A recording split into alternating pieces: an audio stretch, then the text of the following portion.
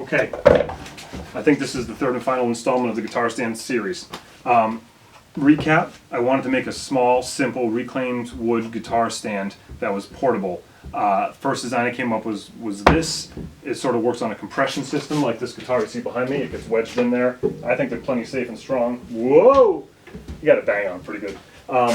But I'm not worried about it. I think it's good. A lot of people were worried about it, that it would not be safe enough. Understandable. And it has to be very customized to the size of your guitar, so it holds it tight. It could wear down the finish, so scratch that. Come up with a second version. It's more of a one-size-fits-all. It's a little bit wider. It holds most guitars. Has a wider base, so it's not going to fall over. These little wings on it. And a deeper bottom, so it can sit differently.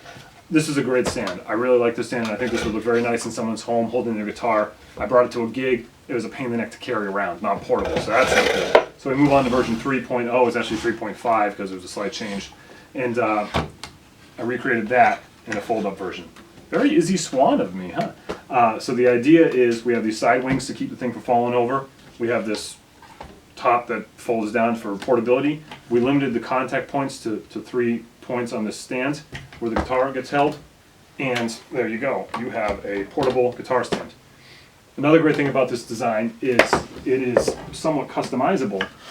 If you take just these 4 pieces that go along the inside, 1, 2, 3, 4, you can adjust those sizes to make it very specific for your guitar instead of the one-size-fits-all, which is what this is. You could just measure the width of your guitar, make it fit. You can make it for any guitar you want, and it's going to have a great super tight fit. The wider it gets, like when you get into acoustics, the less need there is for those side wings. They're optional in my opinion. And there you have it. So, the rest of this video is going to show you how to make this. If you go to timsway.net, you can download plans. I have templates and like a list of the parts and stuff. And I've never even looked at a plan in my life, so this is kind of funny, but I actually wrote plans. And you can download them from timsway.net. On that page, there's a link, PDF. Download it. Go ahead and make them. You know, it explains how to customize the sizes and whatnot.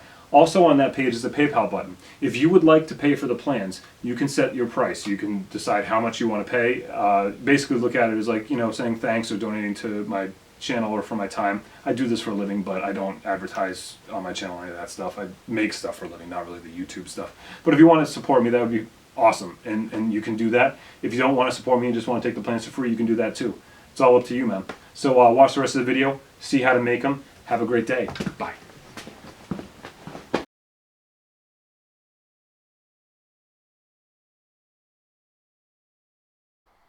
Okay, so if you downloaded the plans, it'll show you all the different cuts you're going to need to make. There's templates and whatnot.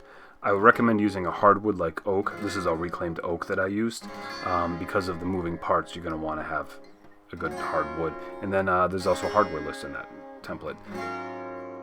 I grabbed this insulation from the plumbing and heating section of a local hardware store. It's a little thin, but it does work. There might be something better out there that you could find, and I would love to know what you use. I couldn't fit the whole bottom piece onto a piece of 8.5 by 11, so you're going to have to fill in the blanks when you make your template. I made wooden templates because I'm planning on making a bunch of these, and if you're going to compete with me in the internet sale of these stands, I'd recommend you do the same. So some people use two-sided tape, but I just use masking tape. I taped the 2 pieces together and then I traced my template. You're going to have those paper templates, so you could just use like a spray adhesive and just spray it right on to get your lines. I did all my drilling while the pieces were taped together. I started with a pivot point by drilling a 5/16 inch hole for a 1/4 inch bolt. Then I used something small to drill my pilot holes for where all my wood screws will go in to hold it together. I then used a 3/8 inch Forstner bit so I could recess the holes and use a plug to cover those screws later. Then I drilled a 3/4 inch hole to sink in my bolt that I'm going to use to pivot on. Prior to drilling my 1/4 inch hole for that to go in. So that goes in nice and tight, but then it's a little bit bigger on the moving part, 5/16. Then cut out your shapes on the bandsaw or use a jigsaw, scroll saw, whatever you have. It doesn't have to be perfect. Since they're taped together, they'll match.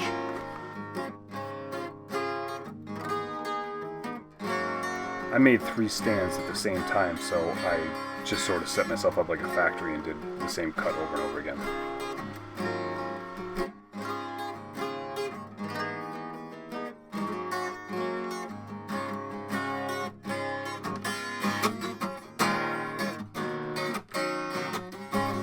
I rounded my corners over on the disc sander and cleaned up the edges on the belt sander, But first I cleaned the sander up with some scrap pieces of plastic. And this is just a matter of shaping it and making it look like you want it to look.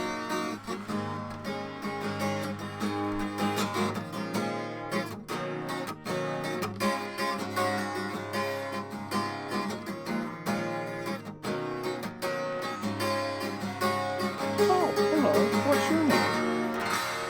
Some spots were trickier to sand than others, but I had already run all this wood through a planer and it didn't require too much sanding.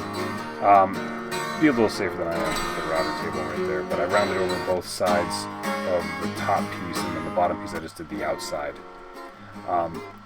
It had a little sanding to do, of course, and then oh, that's safer. You'll see that since I was cutting a couple pieces at the same time, I made my other cuts for my inside pieces, routed them all in one big strip, and then went and cut my lengths that I needed to assemble the stand.